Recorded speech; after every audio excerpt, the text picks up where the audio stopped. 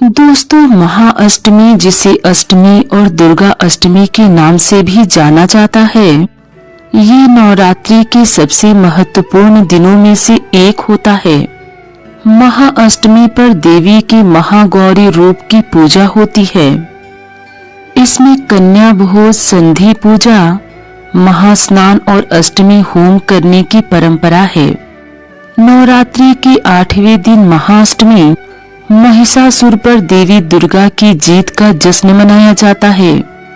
पुराणों के मुताबिक इस तिथि पर देवी ने दुर्ग नामक राक्षस का वध किया था, जिससे देवी का नाम दुर्गा पड़ा।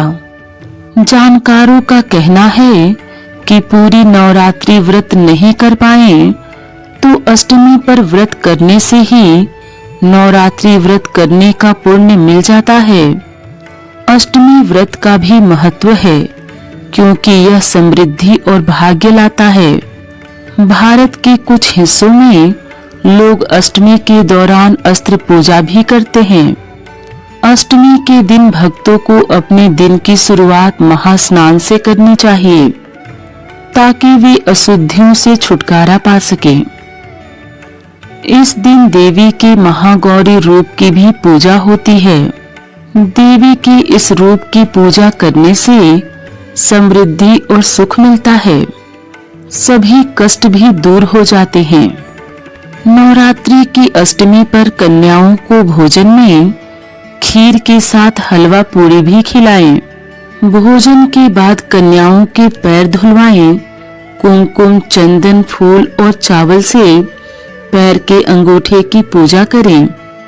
कन्याओं की आरती करें और श्रद्धा अनुसार उनको दक्षिणा, फल और वस्त्र दान करें। इसके बाद कन्याओं को प्रणाम करके विदा करें। कन्या पूजन से दरिद्रता खत्म होती है और दुश्मनों पर जीत मिलती है।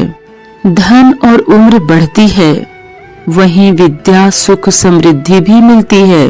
परम ब्रह्मा अर्थात एकाक्षर ब्रह्मा, परम अक्षर ब्रह्मा, वह परम ब्रह्मा भगवान सदाशिव हैं। एकांकी रहकर स्वेच्छा से सभी ओर विहार करने वाले उस सदाशिव ने अपने विग्रह से शक्ति की सृष्टि की, जो उनके अपने श्री अंग से कभी अलग होने वाली नहीं थी। सदाशिव की इस पराशक्ति को प्रधान प्रकृति, गुणवंती माया, बुद्धि तत्व की जननी तथा विकार रहित बताया गया है। वह शक्ति अंबिका कही गई है। उसको प्रकृति, सर्वेश्वरी, त्रिदेव जननी, नित्या और मूल कारण भी कहते हैं। सदाशिव द्वारा प्रकट की गई उस शक्ति की 8 भुजाएं हैं। पराशक्ति, जगत जननी वह देवी नाना प्रकार की गतियों से संपन्न है और अनेक प्रकार की अस्त्र शक्ति धारण करती हैं।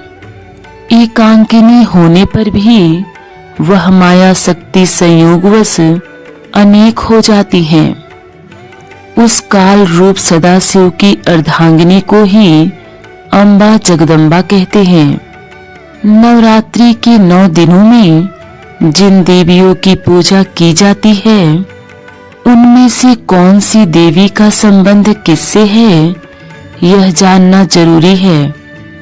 पहली देवी शैलपुत्री को सती कहा गया है, जो दक्ष की पुत्री थी, जिन्होंने यज्ञ की अग्नि में कूदकर खुद को भस्म कर लिया था।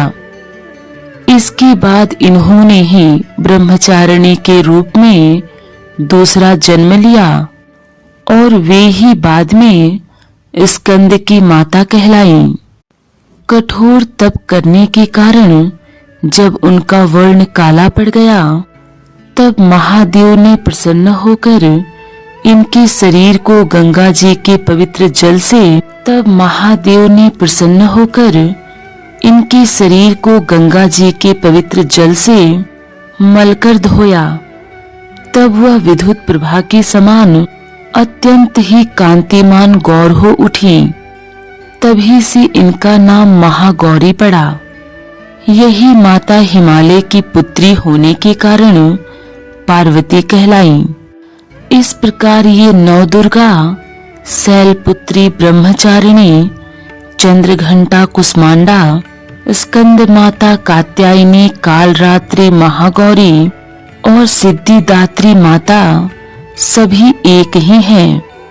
इससे यह सिद्ध होता है कि शैलपुत्री, स्कंद माता और महागौरी शिव जी की ही पत्नियां हैं और बाकी सभी आदि शक्ति जगदम्बा के ही रूप हैं, जो शिव जी की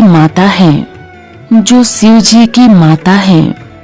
कात्यायनी का नाम इसलिए कात्यायनी पड़ा क्योंकि कात्य गोत्र में जन्मे प्रसिद्ध महर्षि कात्यायन ने भगवती पराअंबा की कठिन तपस्या की थी।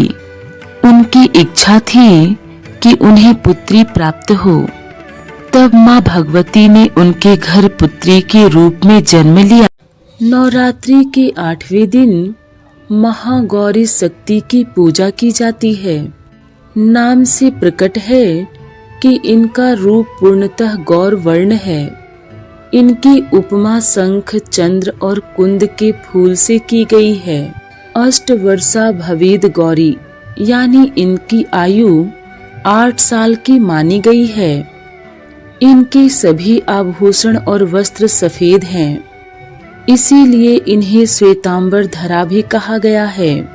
इनकी 4 भुजाएं हैं और वाहन वृषभ है, इसीलिए वृषारूढ़ा भी कहा गया है।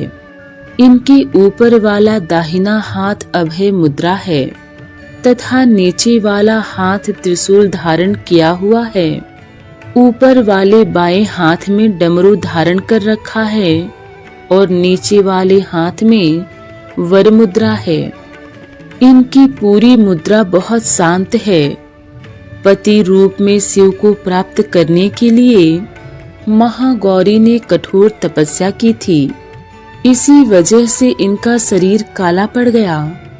लेकिन तपस्या से प्रसन्न होकर भगवान शिव ने इनके शरीर को गंगा के पवित्र जल से धोकर कांतिमय बना दिया।